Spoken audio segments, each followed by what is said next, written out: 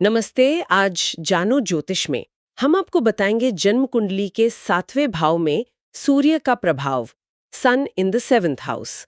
7वां भाव जो साझेदारी, विवाह और बाहरी दुनिया से हमारे रिश्तों का घर माना जाता है, और सूर्य जिसे हम ग्रहों का राजा कहते हैं, आत्मा, अहंकार, अधिकार का प्रतीक। तो जब ये दोनों मिलते हैं, एक ऐसा ग्रह है जो स्वयं को दर्शाता है उस भाव में जो दूसरे का है, यहाँ क्या होता है? ये वाकई एक दिलचस्प स्थिति है। बिल्कुल, ये ज्योतिष में एक बहुत ही महत्वपूर्ण और अक्सर चर्चा का विषय बनने वाली स्थिति है। जब सूर्य जैसा तेजस्वी और शक्तिशाली ग्रह 7वें भाव में बैठता है, तो यह जीवन के कई पहलुओं पर, खासकर विवाह और साझेदारी पर गहरा और अक्सर जटिल प्रभाव डालता है। इसे कई ज्योतिषी एक चुनौतीपूर्ण स्थान मानते हैं, क्योंकि ज्योतिषीय दृष्टिकोण से ये वो स्थान है जहां सूर्य अस्त होता है, जिसे दिगंत कहते हैं, और माना जाता है कि यहाँ वो अपनी कुछ शक्ति खो देता है। अस्त होता है मतलब कमजोर हो जाता है। हाँ, कुछ हद तक। दिलचस्प बात यह है कि शनि को इस भाव में दिशात्मक शक्ति यानी दिग्बल मिलता है, और शनि और सूर्य का संबंध नैसर्गिक रूप से आप जानते हैं शत्रुता का माना जाता है। तो सूर्य यहाँ थोड़े असहज हो सकते हैं। अच्छा, तो 7वें भाव को थोड़ा और समझते हैं। ये सिर्फ विवाह का भाव तो नहीं है ना? नहीं नहीं, बिल्कुल नहीं, ये उससे कहीं ज्यादा है। देखिए, 7वां भाव लग्न यानी पहले भाव के ठीक विपरीत होता है। लग्न अगर मैं हूं, मेरा व्यक्तित्व है, तो 7वां भाव दूसरा है, वो व्यक्ति या वे लोग जिनसे हम सीधे तौर पर जुड़ते हैं। जैसे कि इसमें हमारा जीवन साथी प्रमुख है, लेकिन व्यापारिक भागीदार, हमारे क्लाइंट्स और सामान्य रूप से जनता जिनसे हमारा सीधा सामना होता है, वे भी इसी भाव से देखे जाते हैं। ये हमारी पब्लिक इमेज को भी दर्शाता है कि लोग हमें कैसे देखते हैं जब हम दुनिया के सामने आते हैं।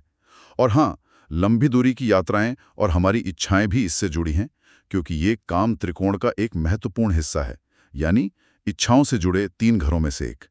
आप इसे शिव और शक्ति की तरह भी देख सकते हैं। अगर लग्न शिव है, तो 7वां भाव शक्ति का प्रतिनिधित्व करता है। शिव और शक्ति, इंटरेस्टिंग। और सूर्य का ज्योतिष में क्या महत्व है? इसे ग्रहों का राजा क्यों कहा जाता है? इसका क्या मतलब है हमारे जीवन में? देखिए, सूर्य हमारे सौर मंडल का केंद्र है, ऊर्जा और प्रकाश का स्रोत। ज्योतिष में भी इसे ग्रहों का राजा माना जाता है। यह हमारी आत्मा का कारक है, जिसे आत्मकारक कहते हैं। यह हमारे अहंकार मतलब ईगो, आत्मसम्मान, गौरव, जीवन शक्ति, लीडरशिप क्वालिटी, शक्ति और अधिकार का प्रतिनिधित्व करता है। अच्छा। ये गर्म, शुष्क और अग्नि तत्व का ग्रह है। इसकी स्थिति हमारी कुंडली में यह दर्शाती है कि हमारा आत्मविश्वास कैसा है, हमारी पहचान की भावना कितनी मजबूत है। और आजकल के समय में यह सरकार, सत्ता में बैठे लोग और पॉलिटिकल पावर का भी प्रतीक है। जहां भी सूर्य बैठता है, उस एरिया पर एक खास फोकस और एनर्जी आ जाती है। तो जब ये ऊर्जा और अधिकार का प्रतीक सूर्य 7वें भाव यानी रिश्तों और साझेदारी के भाव में आता है, तो आपने कहा ये चुनौतीपूर्ण हो सकता है। क्यों? इसका मुख्य कारण क्या है? हाँ, चुनौती इसलिए क्योंकि ज्योतिष में एक सिद्धांत है कि सूर्य जिस भाव में बैठता है, उस भाव से संबंधित चीजों को अपनी अत्यधिक गर्मी और तीव्रता से कुछ हद तक जलाने, या कहें कि उस क्षेत्र में एक तीव्र दबाव बनाने की प्रवृत्ति रखता है। जलाने मतलब नुकसान पहुंचाता है? नुकसान शायद सही शब्द ना हो, पर हाँ, दबाव बनाता है। 7वां भाव मुख्य रूप से संबंधों, बैलेंस और सामंजस्य का है।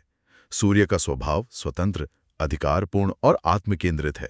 इसलिए जब सूर्य यहाँ आता है, तो ये रिश्तों में तनाव पैदा कर सकता है, ईगो क्लैश ला सकता है, या साथी से या साझेदारी से बहुत ज्यादा उम्मीदें पैदा कर सकता है। जैसा मैंने पहले कहा, यह सूर्यास्त का बिंदु है।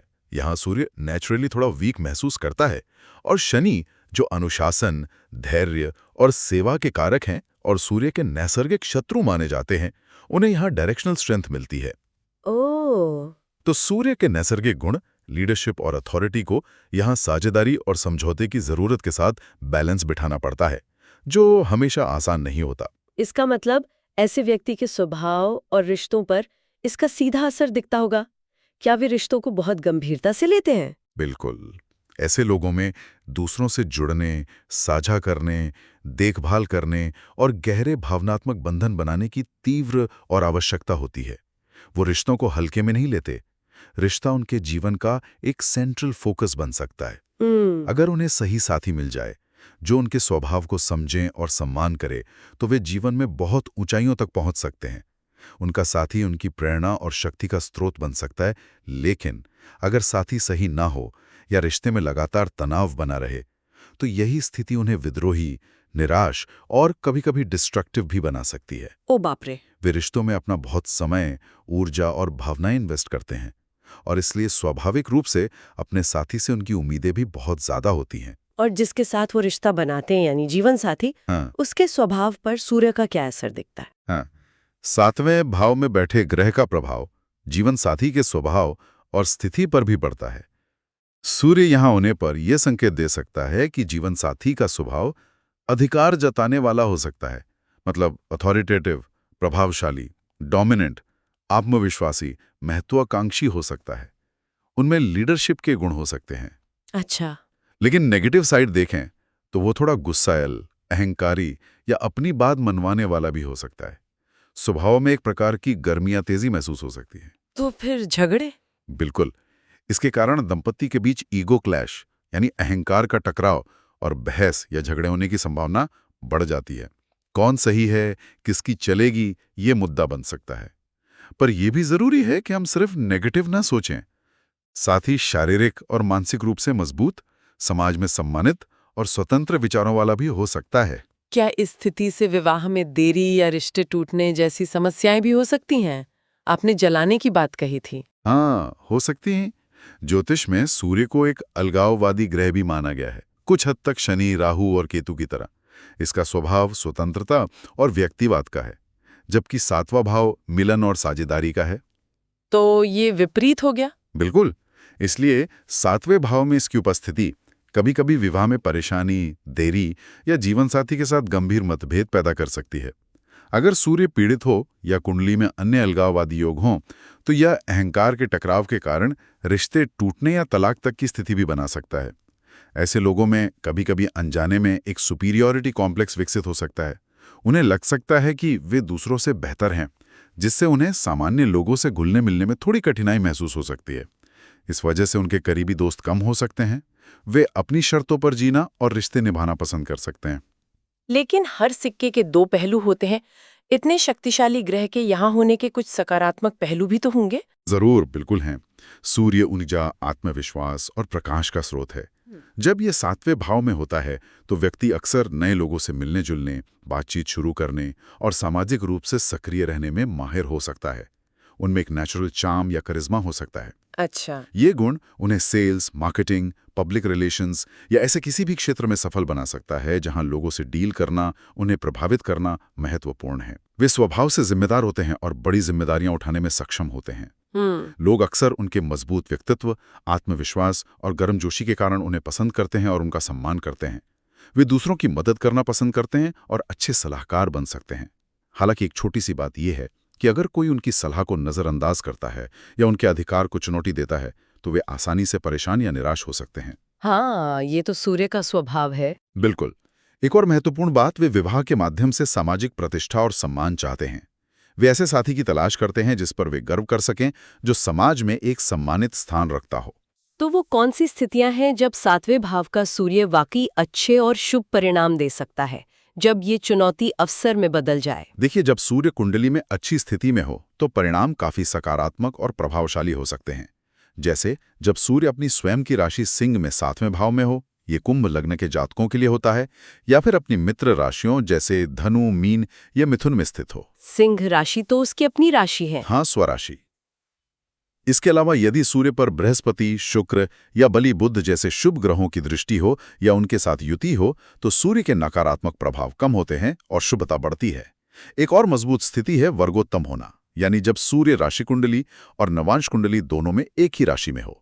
ऐसी स्थितियों में सूर्य मजबूत होकर अच्छे परिणाम देता है। और ये अच्छे परिणाम किस तरह के हो सकते हैं, खासकर विवाह, साझेदारी और सार्वजनिक जीवन के संदर्भ में? ऐसे में विवाह बहुत अच्छा हो सकता है। जीवन साथी वफादार, भरोसेमंद, अच्छे पारिवारिक पृष्ठभूमि वाला, अच्छी सामाजिक और वित्तीय स्थिति वाला हो सकता है। वो दिखने में आकर्षक, प्रभावशाली व्यक्तित्व वाला और जीवन के हर कदम पर सपोर्टिव साबित हो सकता है। वाह!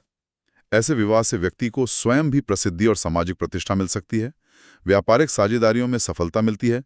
सार्वजनिक जीवन से जुड़े कार्यों जैसे राजनीति या सामाजिक कार्यों में सफलता मिल सकती है।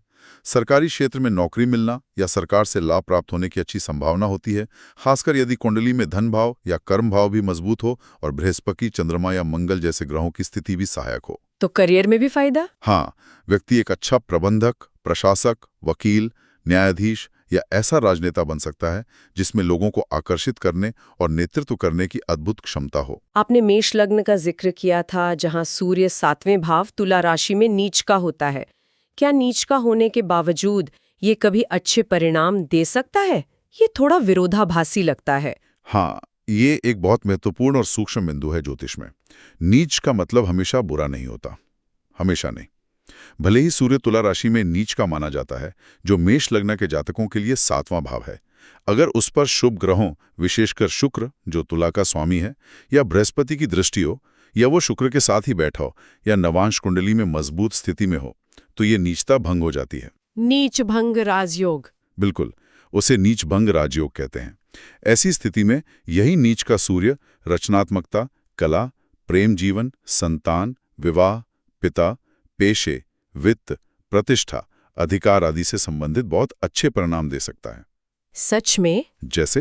हाँ, ऐसे नीच भंग की स्थिति में विवाह किसी बहुत सुंदर, कलात्मक, धनी, प्रसिद्ध व्यक्ति मतलब सेलिब्रिटी, उच्च सरकारी अधिकारी, शक्तिशाली राजनेता या कभी-कभी विदेशी नागरिक से भी हो सकता है। जीवन साथी या उसके परिवार से आर्थिक लाभ हो सकता है।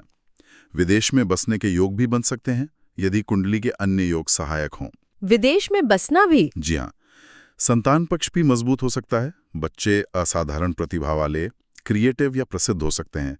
विभिन्न व्यवसायों में सफलता मिल सकती है, जैसे fashion, design, acting, singing, writing, खेल, fire fighting services, fitness training, चिकित्सा, कानून, ज्योतिष, शिक्षण, आईटी, मीडिया, यात्रा उद्योग आदि। सरकारी अधिकार प्राप्त हो सकता है। पुलिस, सेना, प्रशासनिक सेवा, न्यायाधीश, डॉक्टर, वैज्ञानिक, राजनेता आदि बनने की क्षमता हो सकती है।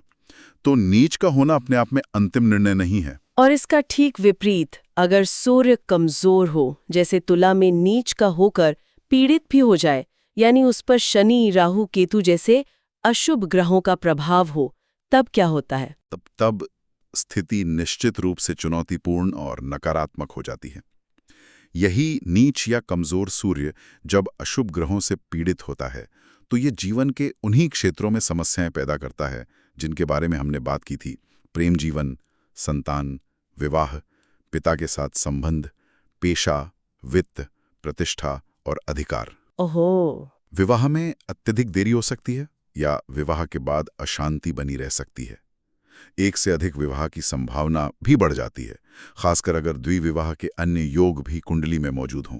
जीवन साथी के साथ गंभीर मतभेद, लगातार झगड़े और अलगाव की स्थिति बन सकती है। जीवन साथी का स्वभाव कैसा हो सकता है इस स्थिति में? जीवन साथी का स्वभाव बहुत ज्यादा अहंकारी, अभिमानी, केवल अपने बारे में सोचने वाला, मतलब स्वार्थी हो सकता है। या वो लंबे समय तक किसी गंभीर बीमारी से पीड़ित रह सकता है, किसी प्रकार के व्यसन का शिकार हो सकता है, आपराधिक गतिविधियों में लिप्त हो सकता है या रिश्ते में बेवफाई कर सकता है। बाप रे, ये तो काफी गंभीर है। हाँ, अहंकार का कटराद इतना बढ़ सकता है कि घर में निरंतर संघर्ष का माहौल बना रहे और व्यक्ति वैवाहिक सुख से लगभग वंचित रह जाए। उसे लग सकता है कि शादी करके उसने गलती कर दी।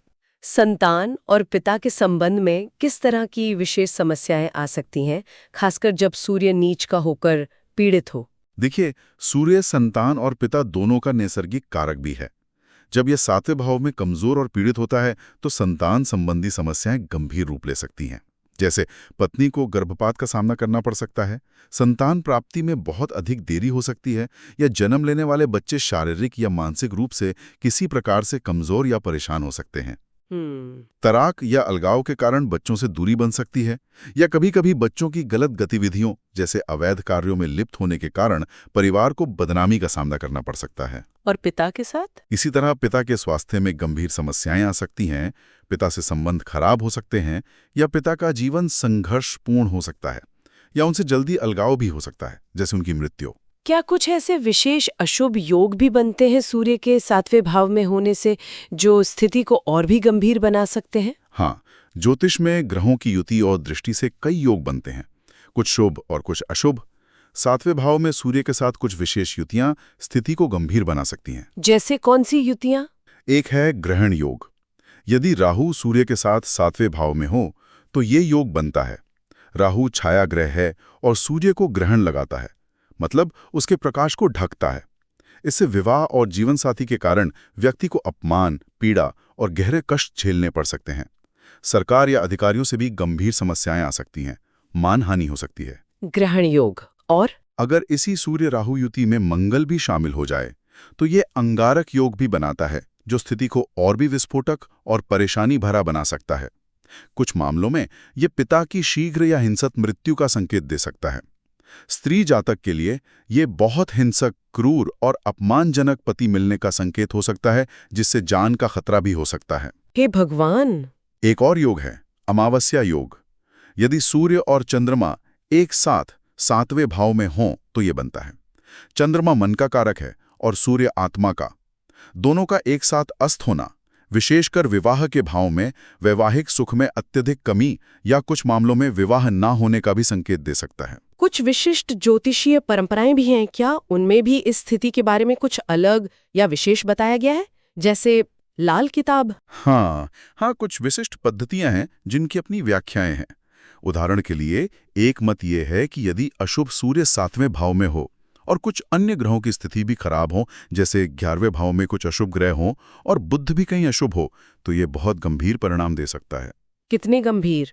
जैसे परिवार के कई सदस्यों की एक साथ मृत्यु, सरकार से बड़ी बाधाएं, टीबी या अस्थमा जैसी लंबी बीमारियां, आग या गबन जैसी घटनाएं।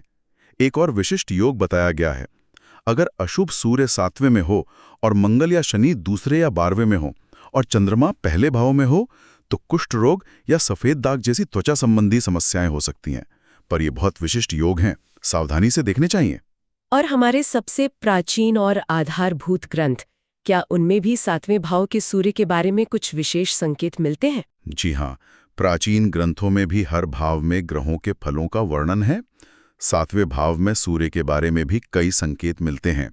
जैसे एक फल यह बताया गया है कि ऐसा व्यक्ति बांझ महिलाओं के साथ संबंध बना सकता है यदि अन्य योग हों। एक और महत्वपूर्ण संकेत पत्नी के चरित्र से संबंधित है। यदि सातवें भाव का स्वामी ग्रह शनि या मंगल हो, या ये ग्रह स्वयं सातवें भाव में स्थित हों, तो पत्नी के चरित्र पर संदेह किया जा सकता है। यह विशेष रूप से कुछ लग्नों के लिए अधिक प्रभावी हो सकता है, खासकर जब कुंडली में अन्य गंभीर पीड़ाएं भी हों। ग्रंथों में शुक्र का मंगल या शनि से संबंध होने पर कुछ विशेष यौन प्रवृत्तियों का भी उल्लेख है। हालांकि इन प्राचीन उल्लेखों की व्याख्या करते समय आज के सामाजिक संदर्भ और पूरी कुंडली के समग्र विश्लेषण को ध्यान में रखना बहुत जरूरी है।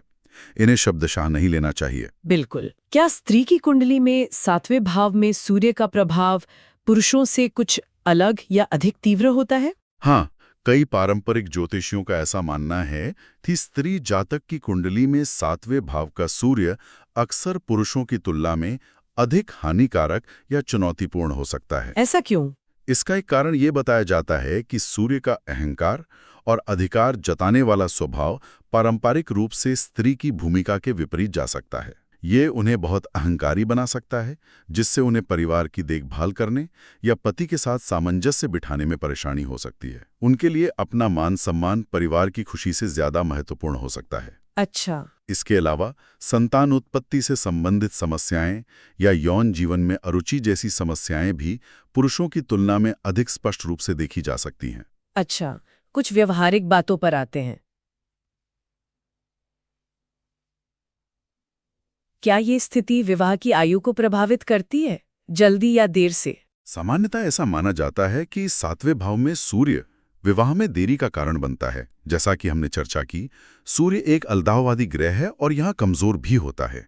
उसे साझेदारी के लिए थोड़ा झुकना पड़ता है, जो उसके स्वभाव में आसानी से नहीं आता। तो देर से शादी होती है? हाँ, ज्यादातर मामलों में। इसलिए सही साथी मिलने या विवाह का निर्णय लेने में समय लग सकता है। कुछ ज्योतिषों का एक सामान्य अनुमान है कि ऐसी लड़कियों के लिए विवाह की संभावित आयु 26 से 29 वर्ष के बीच और लड़कों के लिए 31 से 33 वर्ष के आसपास हो सकती है। लेकिन ये सिर्फ एक मोटा अनुमान है। और जीवन साथी की शारीरिक बनावट या व्यक्तित्व कैसा हो सकता है? क्या सूर्य का तेज यहाँ झलकता है? हाँ, सूर्य के प्रभाव से जीवन साथी का व्यक्तित्व प्रभावशाली, आकर्षक और सुरुचिपूर्ण हो सकता है। उनमें एक शाही अंदाज या गरिमा हो सकती है। रंग अक्सर गेहुआ या हल्की लालिमा लिए हुए गोरा हो सकता है। कद मध्यम से थोड़ा कम होने की संभावना बताई जाती है। और आंखें? आंखें बहुत अभिव्यंजक, चमकदार और तेज हो सकती हैं, जो ध्यान आकर्षित करें। पुरुषों के मामले में पति के बाल कम हो सकते हैं या बाद में गंजापन आने की संभावना रहती है। यदि सूर्य के साथ बुध भी हो तो साथी अपनी उम्र से काफी युवा दिख सकता है, और यदि शुक्र का साथ हो तो सुंदरता, आकर्षण और कलात्मक रुचि और भी बढ़ सकती है। और जीवन साथी का पेशा, क्या वो भी सूर्य के गुणों से प्रभावित होता है? बिल्कुल। चूंकि सूर्य अधिकार, सरकार, नेतृत्व और प्रतिष्ठा का कारक है, इसलिए जीवन साथी का पेशा अक्सर इन्हीं क्षेत्रों से जुड़ा हो सकता है। वो सरकारी नौकरी में हो सकता है, प्रशासनिक सेवाओं में हो सकता है, किसी कंपनी में मैनेजमेंट के पद पर हो सकता है, राजनीति में सक्रिय हो सकता है, या किसी भी ऐसी भूमिका में हो सकता है जहां अधिकार का प्रयोग होता हो, जैसे डॉक्टर, वकील, जज आदि। और अगर सूर्य शुभ हो तो? व्यक्ति होने की संभावना रखता है। ये सब बहुत विस्तृत जानकारी है, लेकिन एक महत्वपूर्ण सवाल मन में आता है। प्राचीन ऋषियों ने हजारों साल पहले ये बातें लिखी। क्या उनके द्वारा बताए गए फल या प्राचीन ग्रंथों की व्याख्याएं आज के इस बदले हुए आधुनिक समाज में भी उतनी ही सटीक और प्रासंगिक है? यह एक बेहद महत्वपूर्ण और प्रासंगिक प्रश्न है। देखिए, ऋषियों द्वारा बताए गए मूल सिद्धांत शाश्वत हैं। ग्रहों के नैसर्गिक गुण नहीं बदलते हैं, लेकिन उनके द्वारा बताए गए फलों को आज के समय, समाज और बदले हुए सामाजिक मानदंडों, जीवन शैली के संदर्भ में मान्य करने और समझने की आवश्यकता है। जैसे कोई उदाहरण? हाँ, जैसे एक क्लासिक टेक्स्ट में किसी योग के लिए बीमार पत्नी लिखा हो सकता है, लेकिन आज के समय में हो सकता है पत्नी शारीरिक रूप से बीमार ना हो, पर रिश्ते में इतनी कड़वाहट हो कि रिश्ता ही बीमार हो, या पति पत्नी अलग रह रहे हो। तो देखिए, बीमार का मतलब बदल गया। इसलिए शाब्दिक अर्थ हमेशा सही नहीं होता। हाँ, ये बात तो है। पूरी कुंडली का समग्र विश्लेषण करना, देश काल पात्र को ध्यान में रखना और आज के संदर्भ में प्रासंगिकता की जांच करना बहुत आवश्यक है। कई बार हम देखते हैं कि मंगली दोष या नाड़ी दोष जैसी अवधारणाओं की अधूरी या गलत व्याख्या करके विवाह में अनावश्यक भय और समस्याएं पैदा कर दी जाती हैं। तो ये स्पष्ट है कि संदर्भ महत्वपूर्ण है।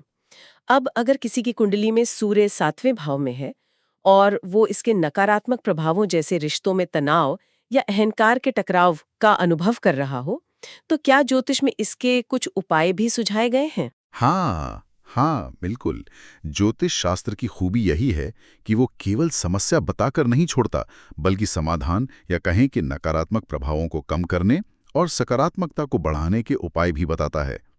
सूर्यदेव की कृपा प्राप्त करने और 7वें भाव में उनके अशुभ प्रभावों को कम करने के लिए कई उपाय हैं। सबसे प्रभावी क्या है? इनमें सबसे प्रभावी और प्रसिद्ध उपायों में से एक है प्रतिदिन आदित्य हृदय स्तोत्र का पाठ करना।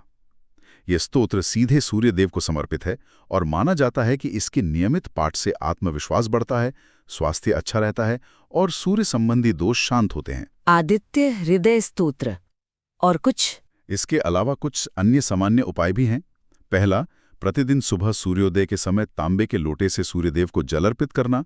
दूसरा, अपने भोजन में नमक का सेवन कम करना, खासकर रविवार को। तीसरा, कोई भी काम शुरू करने से पहले थोड़ा मीठा खाकर पानी पीना। अच्छा। चौथा, भोजन से पहले अपनी रोटी का एक टुकड़ा रसोई की आग में अर्पित करना। पांचवा, काली गाय या बिना सींग वाली गाय की सेवा करना। छठा, कुछ परंपराओं में तांबे का चौकोर टुकड़ा जमीन में दबाने का भी उपाय बताया जाता है। और रत्न, माणिक्य पहन सकते हैं। हाँ, सूर्य का रत्न माणिक्य, रूबी धारण करना भी एक उपाय है। यह सूर्य को बल देता है, लेकिन ये उपाय हमेशा किसी योग्य ज्योतिषी की सलाह के बाद ही करना चाहिए। पूरी कुंडली का विश्लेषण किए बिना रत्न पहनना कभी कभी नुकसानदायक भी हो सकता है। ये वाकई बहुत विस्तृत और गहन चर्चा रही 7वें भाव में सूर्य के प्रभावों पर।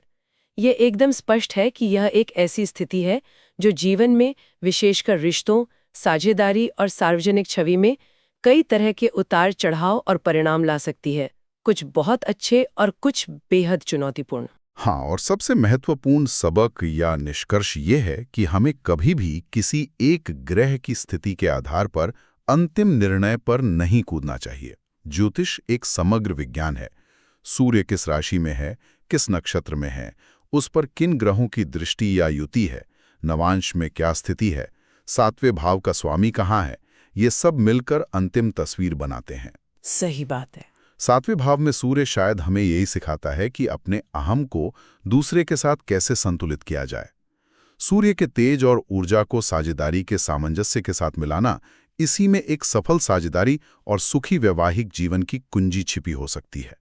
ये एक तरह से आत्मखोज और संतुलन की यात्रा है। ओके, उम्मीद है आज का वीडियो आपको पसंद आया। हमारे चैनल को सब्सक्राइब जरूर करें। धन्यवाद।